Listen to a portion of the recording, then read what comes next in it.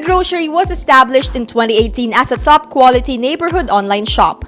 They started offering cheesecakes, and in a very short span of time, local clients fell in love until word got out. Their main goal is to specialize on products that will capture the hearts of both kids and kids at heart. The Groshery thought of offering a product that can become the people's main source of food for a number of days in this time of pandemic at a very affordable price. And so the birth of baked Roshi pans. In addition to the baked series addiction, the Groshery also offers baked raw shawarma pans, shawarma wraps, special cheese, and chili sauce which comes with every order. As days passed, the Groshery saw how people loved the idea of being involved in what they eat, as they had to eat the baked Roshi by wrapping a spoonful of it with nori sheet. So came the next product, the spring rolls, eat it your way. And to seal everything off with sweetness, the Groshery also offers quemado tarta de queso or burnt cheesecake which originated in Basque, Spain. With the growing population in the online community, the Groshery now has its sister store, La Florista by Rosh.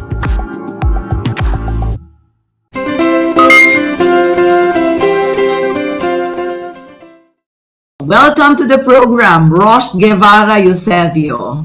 It's an honor, ma'am. Thank you. Tell us, how did you come up with the name of your store? So, actually, ma'am, a lot have been asking, no, why the Groshery? Parang it's a mispronounced grocery store sa groceries. Yeah, because way back 2018, me and my husband were thinking of a name kung paano po namin masisimulan yung business namin. So, yun, there were a lot of proposals in mind. But then, we ended up with the Groshery with the idea of being able to sell anything in the future, just like a grocery store po. I see. I also wondered initially, because it sounds grocery, but then it's Groshery.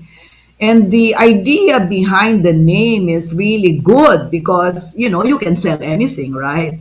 Yes, ma'am. Hopefully in the future. Tell us about the beginnings of Groshery in 2018.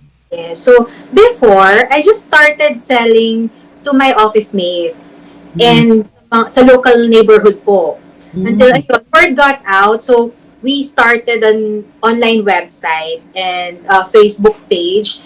So essentially, yung mga pinagbibigyan po ng mga customers namin kasi usually pinangregalo nila.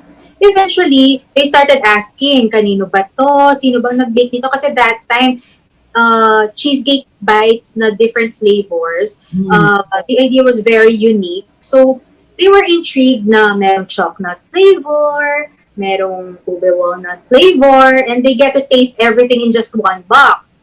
So, yun po, dumami ng dumami yung followers namin. Oh, I see. Yes, ma'am. Now I remember everything is... but do you also bake? Did you go to school to learn how to bake? No, everything is self-taught lang po. I started watching YouTubes and researching yung mga standards ng baking and everything. And eventually, nagtuloy-tuloy na. Nag-resume lang po nitong pandemic, ma'am. Actually, mas na-develop lang siya ngayong pandemic. Parang for a time, hindi kita nakikita sa FB. Until all of a sudden, nung nagkaroon ng ECQ, bawat makita kong kaibigan ko sa Facebook, pinopost nila yung ang sarap, ganito, tapos nakikita ko ang ganda ng packaging, grocery, and then I ordered for my son's birthday. And then when the bags, the grocery bags arrived, sabi ng mga anak ko, ang ganda naman ng packaging yan. Bakit biglang during the pandemic, parang you came out stronger than before? Actually, ma'am, it's all thanks to my previous clients way back 2018. Because, you know, they started messaging me na, Rosh, bakit hindi ka mag-sell ulit ng ganito? Kasi lahat na ng tao ngayon nagsisell na online, ganito, ganyan. So, on my end naman po, since medyo maluwag pa at that time because little workforce pa nung around March or April. So sabi ko, sige, i-revive natin since I have the time naman and I know how to bake pa naman. Nandun pa naman po yung knowledge and skills ko na invest that time in 2018. So, ayun po, ni-revive lang namin yung Facebook page namin. And then yung mga previous clients namin, they started ordering yung new trend that time, yung baked sushi. Actually, yun talaga eh. Yung biglang nakilala ng mga tao that time na I think kung hindi po ako sa first 10 na nag-offer dito, I think nasa mga first 10 sellers po ako na nag-offer dito sa Pampanga ng baked sushi. Kasi nauna na po yan sa Manila eh. I think more than the packaging, everything, in your baked sushi is quite good. And it smells fresh, it smells clean, it smells classy, diba? And I am sure this is the reason why more and more people are patronizing your baked sushi and of course your popular cheesecake, no? But I wonder, how did you develop the recipe? Give us a complete array of what you are able to offer your clients and enthusiasts like me, Rosh.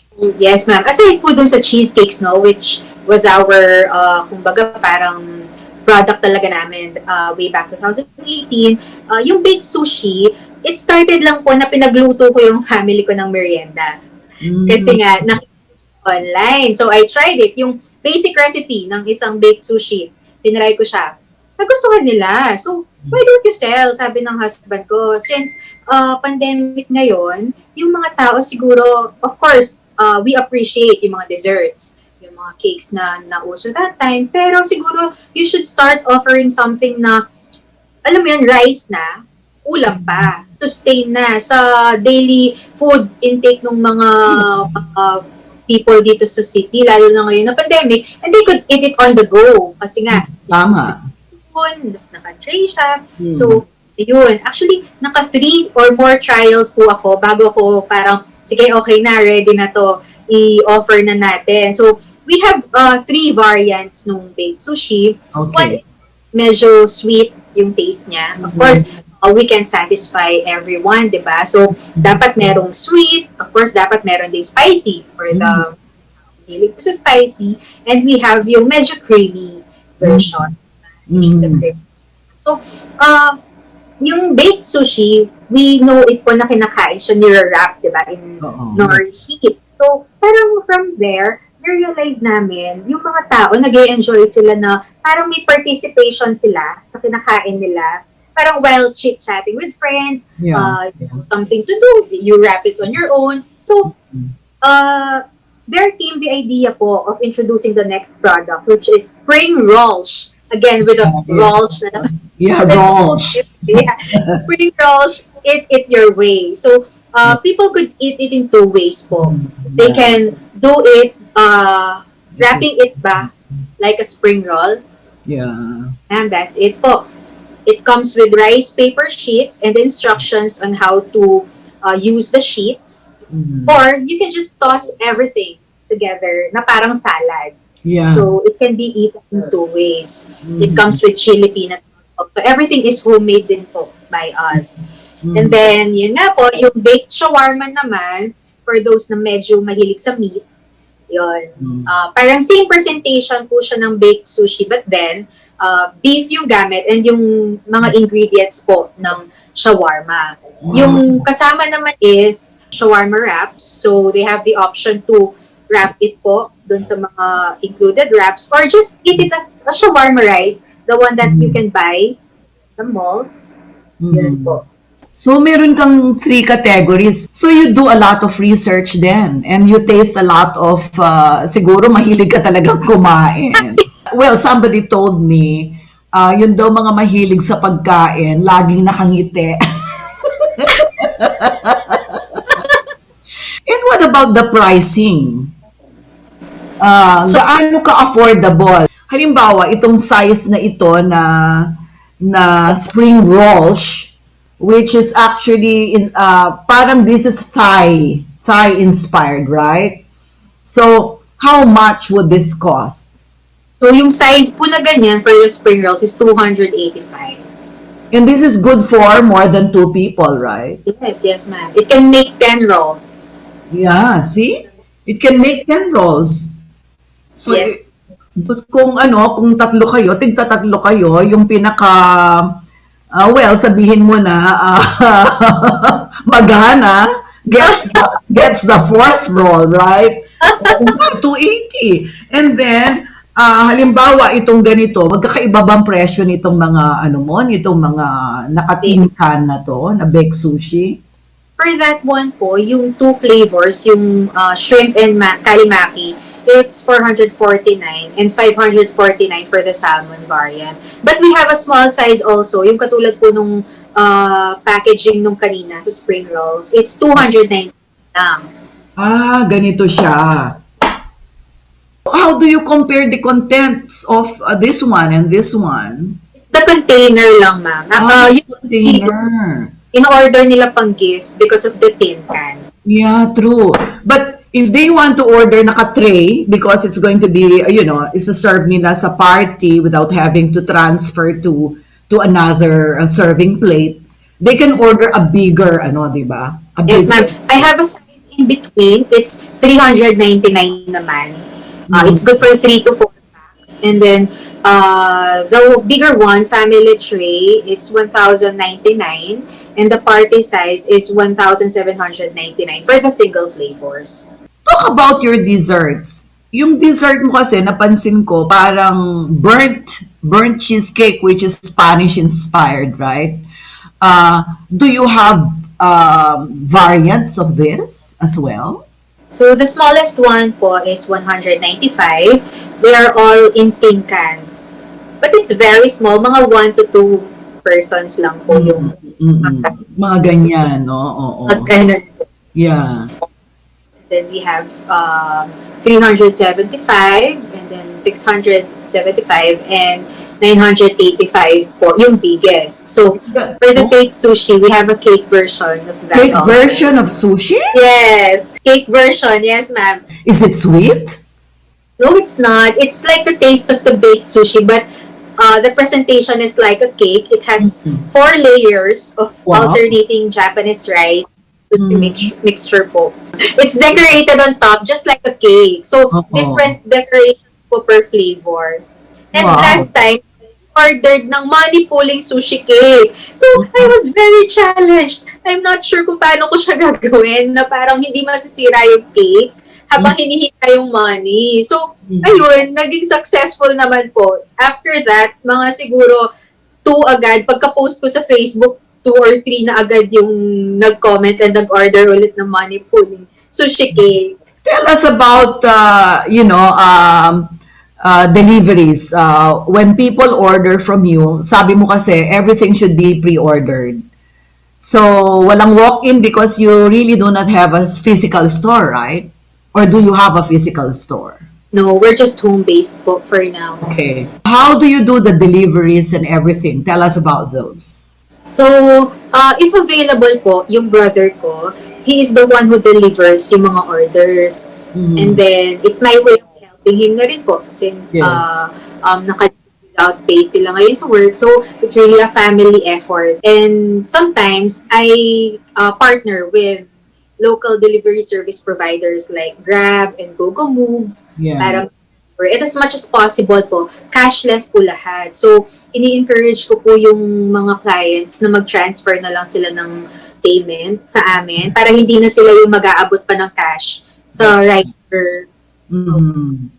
So you have GCash and other forms of payment na online, di ba? Which is very practical, di ba? Lalo na, for example, nung naghahanap ako ng mga bibilhin, kapag wala silang online payment, hindi na ako bibili. Because I don't have cash, di ba? Kasi I don't go out. Lalo na nung GCQ, ECQ, di ba? So you can go to an ATM to make the withdrawal. But you can transfer money, di ba? And do the transaction online because Because it's the most practical thing to do, and that's a good thing, di ba? That's a good thing. But may I ask, yung packaging mo, ikaw ba ang nag-iisip? Is it your husband or a sister or somebody in the family? Kasi you are very creative. Thank you, ma'am.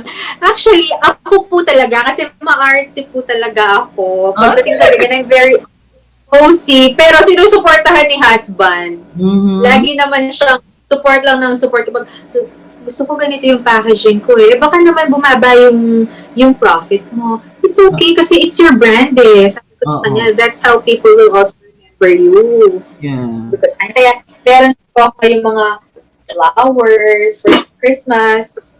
Wow! Ang ganda-ganda. Ang For the ganda. non-food. Oo.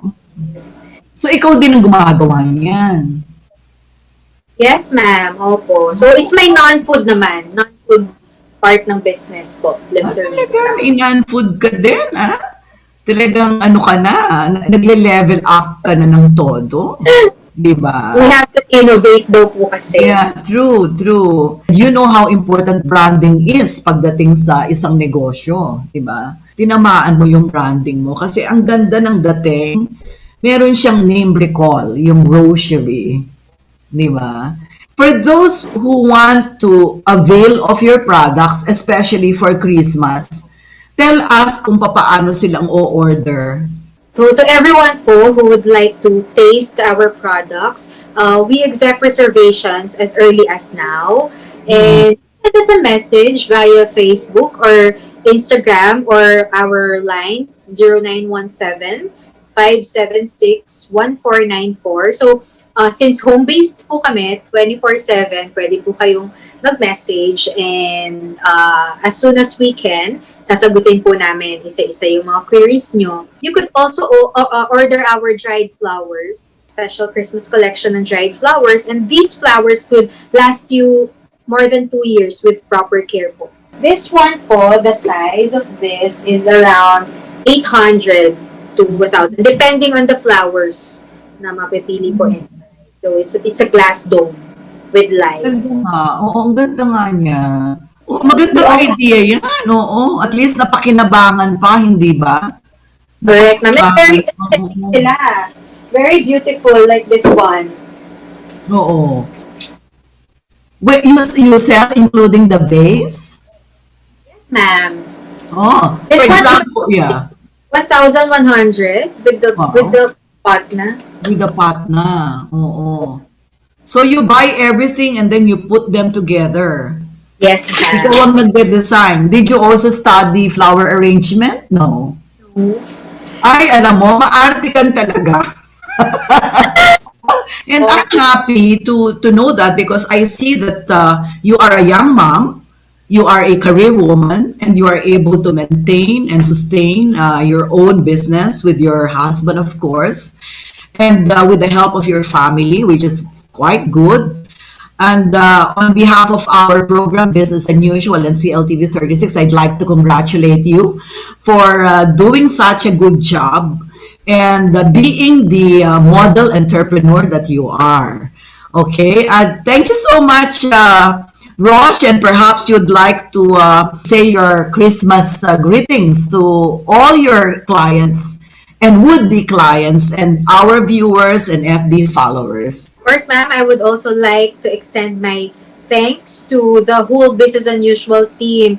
You know, these kind of programs po are very helpful to local business owners like us, the grocery, and to our clients and future clients. Advance Merry Christmas and thank you for always choosing us. And we hope that one of these days you also get to purchase one of our dried flowers to add a little bit more beauty to your homes.